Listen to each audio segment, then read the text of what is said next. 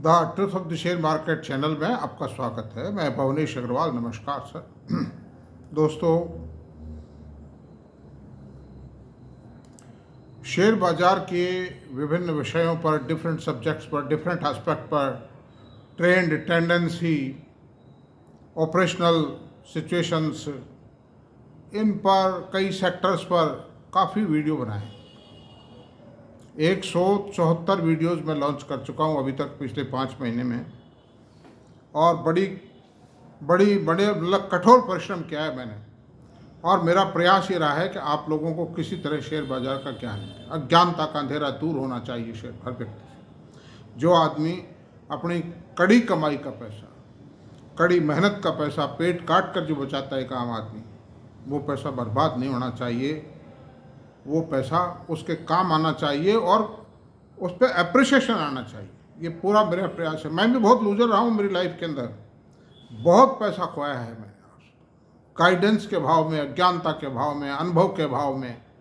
कोई आदमी गाइडेंस देने को तैयार नहीं था, चाहे हमने उसको कितना भी प्यार से कहा, बड़े सम्मान से कहा, चाहे उसकी चरण स्पर्श की, चरण वंदना की, कुछ भी किया, लेकिन वो आदमी सच्चाई किसी तरह कोई कहने को तैयार नहीं था। लेकिन I am the man who is doing this job by tooth and nail and trying to educate the pupil with the best available facts and figures.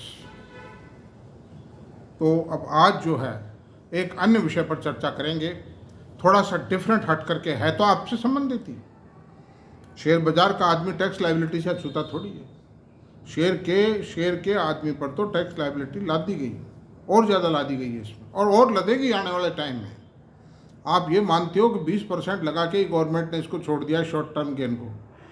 ये नॉर्मल स्लैब इनकम होगी, मतलब आपकी मानी जाएगी शॉर्ट टर्म गेन, और long term 20% होगा। आप देख लेना 3-4 साल के अंदर अंदर ये सरकार कर देगी। मेन ध्यान है, क्योंकि ये पैसा खरा आता है, ये रिकॉर्डेड अर्निंग है। इसको आदमी कमा नहीं सकता। आप 1 रुपया शेयर बाजार में नहीं लग सकता। हाँ, वो एक अलग बात है, कुछ लोग ऑफ द रिकॉर्ड ये निफ्टी इनमें या कुछ खेल खाल रहे हैं, डब्बाबाजी कर रहे हैं, वो एक अलग बात है। लेकिन वो पैसा उनका डूब जाएगा, वो गंदा पैसा है, किसी काम का नहीं। लेकिन रिकॉर्डेड जो पैसा है, जो मोटा पैसा है, वो पैसा रिकॉर्डेड है, और वो बिल्कुल सरकार को एक पाई चुकता हो। Security transaction tax, short term gain, long term gain, ये सब सरकार को एक पैसा जा रहा है, मतलब बच नहीं सकता। सरकार के पास इंफॉर्मेशन है, एनुअल इंफॉर्मेशन सिस्टम है, उसके अंदर एक पैसा वसूलेंगे गवर्नमेंट। आपने छुपा लिया, जुर्माना और ब्याज सहित लेंगे आपसे। तो मेरा मतलब ये है कि ये सरकार को, हालांकि हमारी आवाज़ पहुंचेगी या नहीं पहुंचेगी, वी कैन नॉट से, नहीं पहुंचेगी। 90% हम जैसे छोटे मोटे आदमी की आवाज़ कहाँ पहुंचती है। सरकार की नज़र में तो हम छोटे ही हैं। सरकार का स्तर तो, सरकार तो सुप्रीम पावर होती है इस धरती पर, सरकार से ताकतवर कोई है ही नहीं, मतलब। लेकिन आखिरकार इस टैक्स का बोझ आम आदमी पर से कैसे कम? इसके लिए सबसे पहली चीज़ ये है कि टैक्स कंप्लायंस बढ़े। तो टैक्स की सरकार इंफ्रास्ट्रक्चर डेवलपमेंट करना चाहती है, सरकार गरीबों को कुछ वजीफ़ा देना चाहती है, पेंशन देना चाहती है, सरकार सोशल सर्विसेज पे, मेडिकल, एजुकेशन, सोशल सिक्योरिटीज़, इन पे खर्चा करना चाहती है, पेंशन देगी, आटा देगी, राशन देगी। सरकार गरीबों को मकान देना चाहती है। तो ठीक है, सरकार के प्रोग्राम हैं, सरकार बिजली भी फ्री दे देती है, पानी भी फ्री दे देगी सरकार।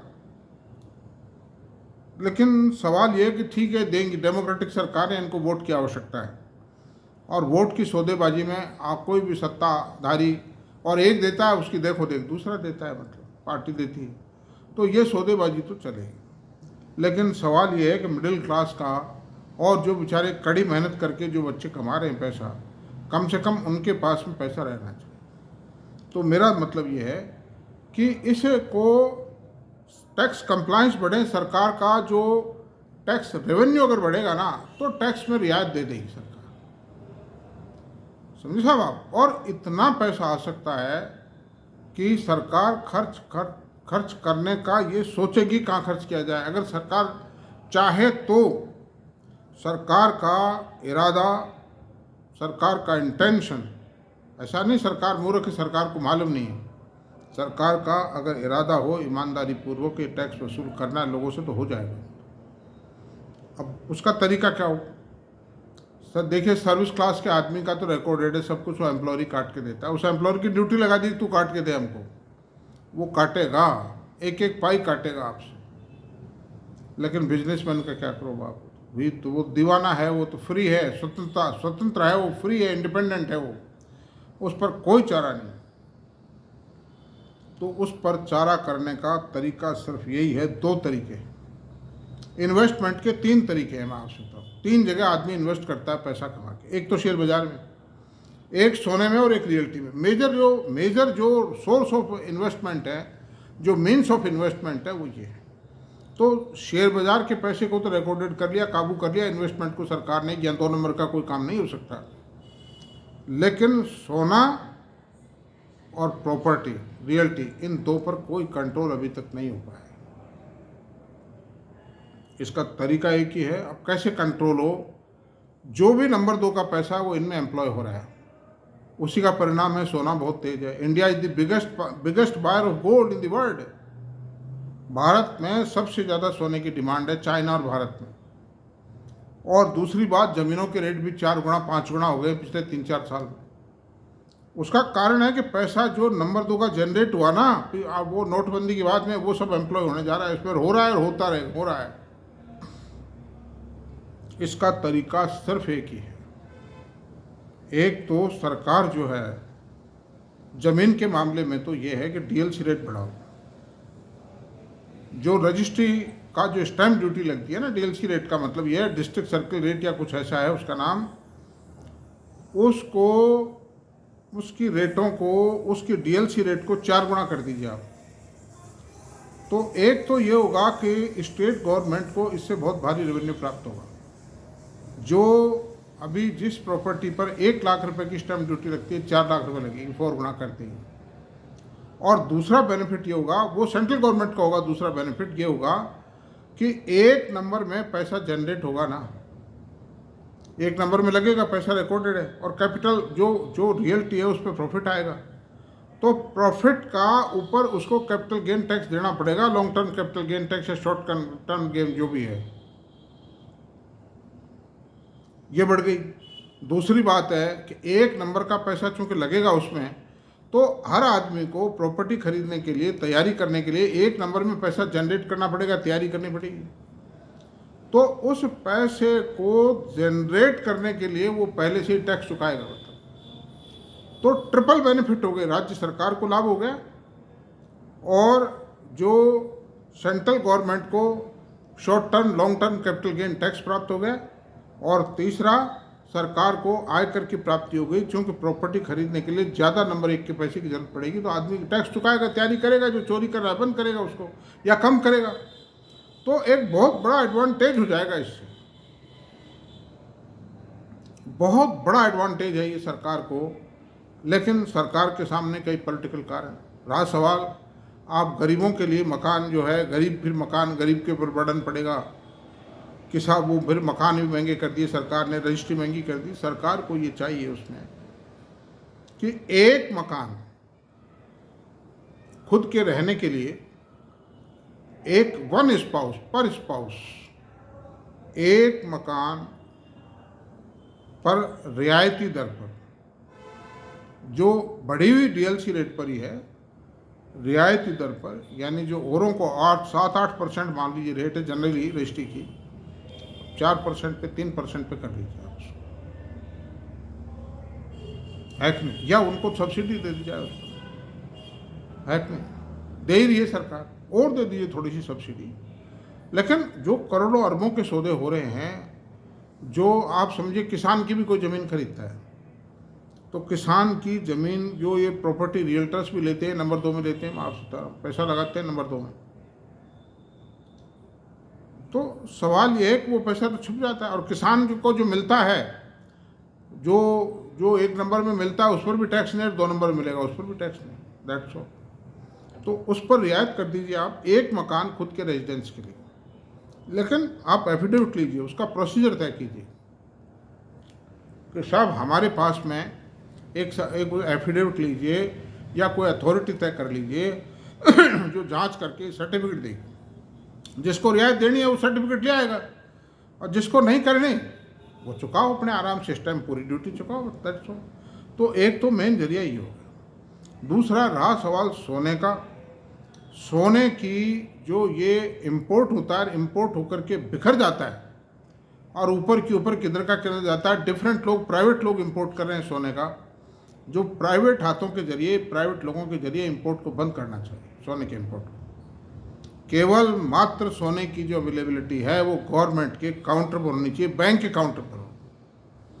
कोई भी शेड्यूल्ड कमर्शियल बैंक, सारे all scheduled commercial bank should be allowed to sell gold. उसके विंडो पर लीजिए, नंबर 1 में पैसा देना पड़ेगा। तो जो नंबर 2 का पैसा सोने में लग रहा है, एक तो गोल्ड की डिमांड घटेगी, तो gold is the worst investment. इस माने में गोल्ड की कोई प्रोडक्टिविटी नहीं है, नेशन के लिए किसी काम का ही नहीं है गोल्ड। रहा साल एक्सपोर्ट का, एक्सपोर्ट्स को रियायत दे रही है गवर्नमेंट है। और ये जो 9% कस्टम ड्यूटी भी घटाई है इस पे गोल्ड पे, ये भी गलत घटाई है गवर्नमेंट ने, मैं कहता हूँ। आप ये समझिए, ये तो बकरी के मुंह से निकाल करके और बघेरे के मुंह में देने वाली बात है। मतलब ये तो जनरली गोल्ड पर, गोल्ड क्या यूज है गोल्ड का। मतलब मोरारजी देसाई ने गोल्ड को इसलिए बैन कर दिया था, इंपोर्ट को, गोल्ड कंट्रोल एक्ट ला करके कि इसकी कोई प्रोडक्टिविटी नहीं, देश का पैसा खामखंड एक डेड इन्वेस्टमेंट में लगता है। मतलब ठीक है, थोड़ी बहुत स्मगलिंग बढ़ी थी उससे, लेकिन कोई बात नहीं थी।